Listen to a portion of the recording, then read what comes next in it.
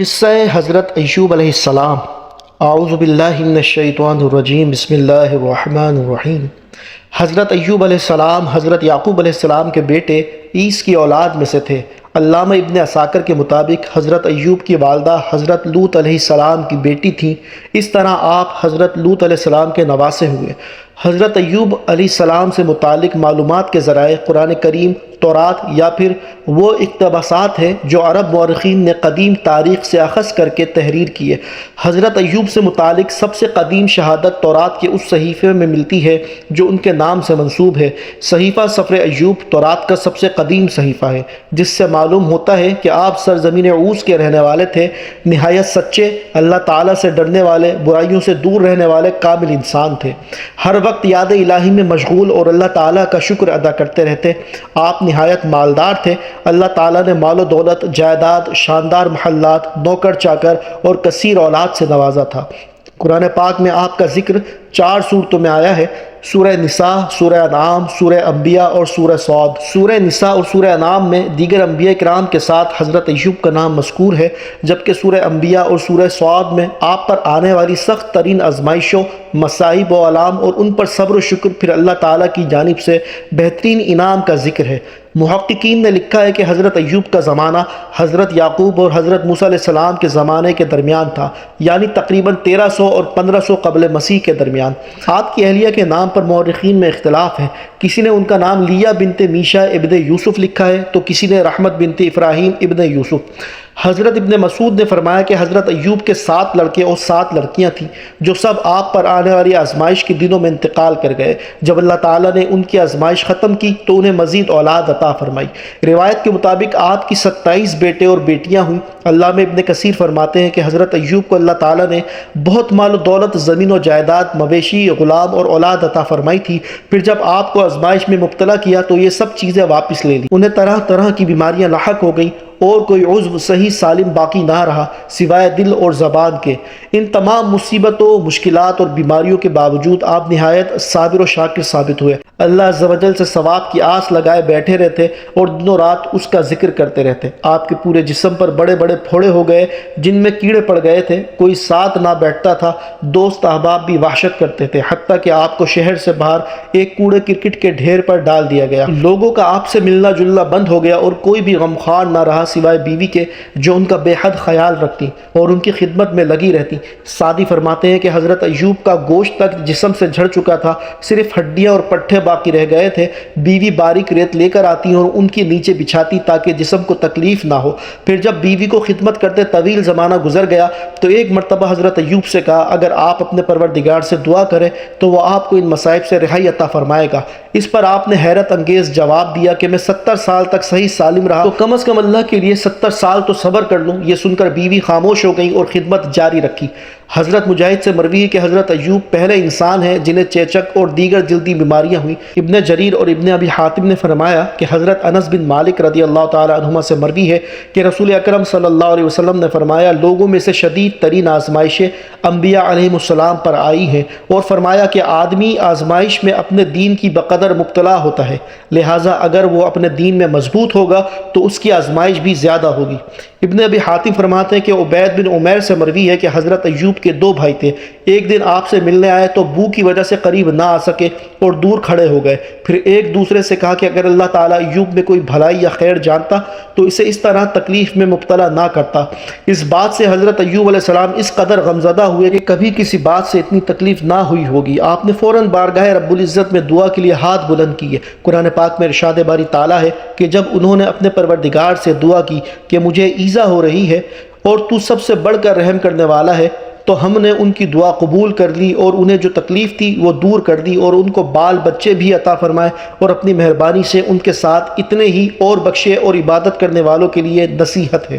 قرآن کریم میں ایک اور جگہ ارشاد ہے، اور ہمارے بندے ایوب کو یاد کرو جب انہوں نے اپنے رب کو پکارا کہ اے اللہ، شیطان نے مجھ کو ایذا اور تکلیف دے رکھی ہے۔ ہم نے کہا کہ زمین پر پاؤں مارو، دیکھو یہ چشمہ نکل آیا، نہانے کو ٹھنڈا اور پینے کو شیریں۔ علماء نے سورہ صاد کی آیت 41 سے 44 تک کی تشریح کرتے ہوئے تحریر فرمایا ہے، جب انہوں نے اپنے رب کو پکارا کہ شیطان نے مجھے رنج اور آزار پہنچایا ہے اور یہ رنج اور آزار بعض مفسرین کے مطابق وہ ہے جو امام احمد نے کتاب الزہد میں ابن عباس سے روایت کیا ہے۔ حضرت ایوب کی بیماری کے زمانے میں ایک بار شیطان ایک طبیب کی شکل میں ان کی بیوی کو ملا تھا۔ انہوں نے اسے طبیب سمجھ کر علاج کی درخواست کی تو شیطان نے کہا اس شرط پر کہ تو اگر ان کو شفا ہو جائے تو یوں کہہ دے کہ تو نے شفا دی، میں اور کچھ نذرانہ نہیں چاہتا۔ بیوی نے ایوب علیہ السلام سے ذکر کیا تو انہوں نے فرمایا کہ بھلی مانس، وہ تو شیطان تھا، میں عہد کرتا ہوں کہ اگر اللہ تعالیٰ نے مجھ کو شفا دی تو میں تجھ کو 100 کونچیاں ماروں گا۔ آپ کو سخت رنج پہنچا اس سے کہ میری بیماری کی بدولت شیطان کا یہاں تک حوصلہ بڑھا کہ خاص میری بیوی سے ایسے کلمات کہلوانا چاہتا ہے جو ظاہراً موجب شرک ہے، گو تعویل سے شرک نہ ہو۔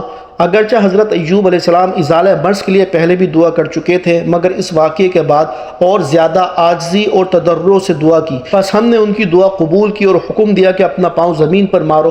چنانچہ انہوں نے زمین پر پاؤں مارا تو وہاں سے ایک چشمہ پیدا ہو گیا۔ ہم نے ان سے کہا کہ یہ تمہارے لیے نہانے کا ٹھنڈا پانی ہے اور پینے کا، یعنی اس سے غسل کرو اور پیو بھی۔ چنانچہ نہائے اور پانی پیا اور بالکل اچھے ہو گئے، اور ہم نے ان کو ان کا کنبہ عطا فرمایا اور ان کے ساتھ گنتی میں ان کے برابر اور بھی دیے، اپنی رحمت خاص کے سبب سے اور اہل عقل کے لیے یادگار رہنے کے سبب سے، یعنی اہل عقل یاد رکھے کہ اللہ تعالیٰ صابرین کو کیسی جزا دیتا ہے۔ ایوب علیہ السلام نے اپنی قسم پوری کرنے کا ارادہ کیا، مگر چونکہ بیوی نے ان کی بہت خدمت کی تھی اور ان سے کوئی گناہ بھی صادر نہیں ہوا تھا، اس لیے اللہ تعالیٰ نے اپنی رحمت سے ان کے لیے ایک تخفیف فرمائی اور ارشاد فرمایا کہ اے ایوب، تم اپنے ہاتھ میں ایک مٹھا سینکوں کا لو جس میں 100 سینکیں ہو، اور اپنی بیوی کو اس سے مار لو اور اپنی قسم نہ توڑو۔ چنانچہ ایسا ہی ہوا۔ آگے ایوب علیہ السلام کی تعریف کی ہے کہ بے شک ہم نے ان کو بڑا صابر پایا، اچھے بندے تھے کہ اللہ کی طرف بہت رجوع کرتے تھے۔ بعض حضرات نے شیطان کے رنج و ایذا پہنچانے کی تفصیل یہ بھی بیان کی ہے کہ حضرت ایوب علیہ السلام جس بیماری میں مبتلا ہوئے وہ شیطان کے تسلط کی وجہ سے آئی تھی، اور ہوا یہ تھا کہ ایک مرتبہ فرشتوں نے حضرت ایوب کی بہت تعریف کی، جس پر شیطان کو سخت حسد ہوا اور اس نے اللہ تعالیٰ سے دعا کی کہ مجھے ان کے جسم اور مال و اولاد پر ایسا تسلط عطا فرما کہ جس سے میں ان کے ساتھ جو چاہوں وہ کروں۔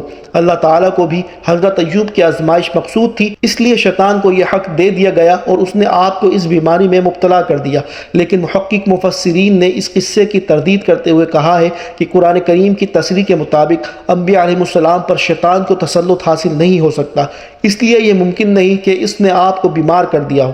بعض حضرات نے شیطان کے رنج و آزار پہنچانے کی یہ تشریح کی ہے کہ بیماری کی حالت میں شیطان حضرت ایوب کے دل میں طرح طرح کے وسوسے ڈالا کرتا تھا جس سے آپ کو اور زیادہ تکلیف ہوتی تھی۔ حضرت ایوب کی دعا بارگاہ الہی میں قبول کر لی گئی۔ انہوں نے اپنا پاؤں زمین پر مارا جہاں سے ٹھنڈے اور شیریں پانی کا چشمہ پھوٹ پڑا۔ پھر آپ نے اپنے کمزور اور لاغر جسم کو گویا اس چشمے کے پانی پر ڈال دیا۔ جیسا جیسا جسم پر پانی پڑتا جسم میں توانائی آتی جاتی۔ آپ دیر تک نہاتے رہے یہاں تک کہ مکمل طور پر صحت مند ہو گئے۔ اس وقت ان کی اہلیہ وہاں موجود نہیں تھی۔ ابن ابی حاتم نے فرمایا کہ حضرت ابن عباس سے مروی ہے کہ اللہ تعالیٰ نے حضرت ایوب کو جنت کا جوڑا پہنا دیا تھا۔ پھر وہ ہٹ کر ایک طرف بیٹھ گئے تو ان کی بیوی تشریف لائیں اور انہیں پہچان نہ سکی۔ انہوں نے آپ ہی سے پوچھا، اے اللہ کے بندے، یہاں ایک آفت زدہ شخص ہوتا تھا، وہ کہاں گیا؟ حضرت ایوب نے فرمایا، میں ہی ایوب ہوں۔ انہوں نے عرض کیا، اے اللہ کے بندے، آپ مجھ سے مذاق کرتے ہیں؟ حضرت ایوب نے کہا، میں ہی ایوب ہوں، اللہ نے مجھے میرا جسم لوٹا دیا ہے۔ مسند احمد میں حضرت ابو ہریرہ سے مروی ہے کہ رسول اکرم صلی اللہ علیہ وسلم نے فرمایا، حضرت ایوب غسل فرما رہے تھے کہ ان پر سونے کی ٹڈیوں کا غول برسنا شروع ہوا تو آپ ان کو اپنے کپڑے میں سمیٹنے لگے۔ اس پر اللہ تعالیٰ نے پکارا، اے ایوب، کیا میں نے تجھ کو ان سے جو تو دیکھ رہا ہے غنی نہیں کر دیا تھا؟ عرض کیا، کیوں نہیں میرے پروردگار، لیکن تیری برکت سے مجھے استغنا نہیں ہے۔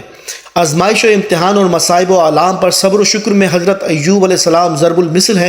اللہ رب العزت نے آپ کو صبر و شکر کا وہ مقام عطا فرمایا کہ رہتی دنیا تک لوگوں کے لیے صبر ایوب مشعل راہ بن گیا۔ اللہ تعالیٰ نے جو آپ کی آزمائشیں بڑھائیں ویسے ویسے ان کی عبادت و ریاضت بڑھتی چلی گئی، یہاں تک کہ صبح و شام کا ہر لمحہ یاد الہی میں صرف ہوتا رہا۔ قرآن پاک میں مختلف مقامات پر مصائب و تکالیف میں صبر کرنے والوں کو بے شمار اجر و ثواب کی نوید سنائی گئی ہے۔ قرآن کریم میں ارشاد باری تعالیٰ ہے، جن لوگوں نے صبر کیا ہم ان کو ان کے اعمال کا بہت اچھا بدلہ دیں گے۔ ایک اور جگہ فرمایا، ان لوگوں کو ان کے صبر کے بدلے جنت کے بالا خانے عطا ہوں گے اور وہاں فرشتے دعا اور سلام سے ان کا استقبال کریں گے۔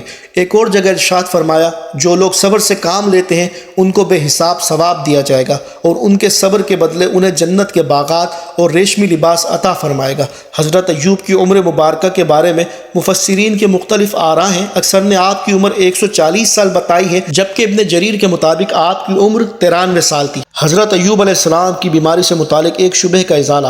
بعض روایات میں حضرت ایوب علیہ السلام کی بیماری میں ان کا جسم میں کیڑے پڑنے کی بات کو غلط کہا گیا ہے۔ صحیح بات کیا ہے؟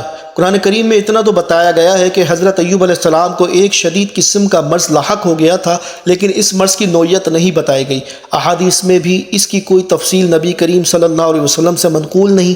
البتہ بعض آثار سے معلوم ہوتا ہے کہ آپ کے جسم کے ہر حصے پر پھوڑے نکل آئے تھے، یہاں تک کہ لوگوں نے گھن کی وجہ سے آپ کو ایک کوڑی پر ڈال دیا تھا۔ لیکن بعض محقق مفسرین نے ان آثار کو درست تسلیم کرنے سے انکار کیا ہے۔ ان کا کہنا ہے کہ انبیاء علیہ السلام پر بیماریاں تو آ سکتی ہیں لیکن انہیں ایسی بیماریوں میں مبتلا نہیں کیا جاتا جن سے لوگ گھن کھانے لگیں۔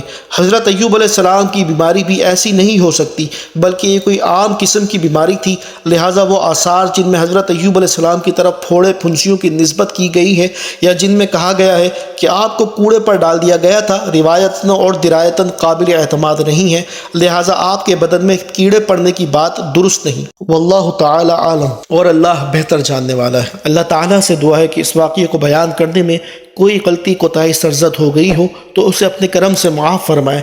آمین بجاہ النبی الامین صلی اللہ تعالی علیہ وسلم۔